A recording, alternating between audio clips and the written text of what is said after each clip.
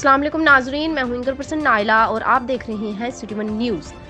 Dipalpur THQ अस्पताल में corona allowance ना मिलने पर लेडी हेल्थ वर्कर्स का पारा हाई हो गया। ख़वातीन मुलाजमीन ने एहतजाजी तौर पर शहरियों को कोरोना की बूस्टर डोज न लगवाने का ऐलान कर दिया।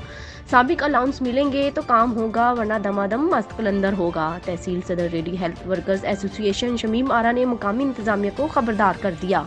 रिपोर्ट कर रहे हैं मुबशर मकबूल, सिटी वन न्यूज़ दीपालपुर से। देखें, पूरे बल्कि पाकिस्तान में पैसे मिल रहे हैं, नहीं मिल रहे तो एक THQ दीपालपुर में किस हवाले से? कोविड का हम काम कर रहे हैं, 3 माह से हम कर रहे हैं काम और हमें कोई पेमेंट नहीं मिल रही। इतनी दूर दूर इलाकों में हम जाते हैं, किराए लगाते हैं, खाने खाते हैं, अपने पल्ले से खाते हैं।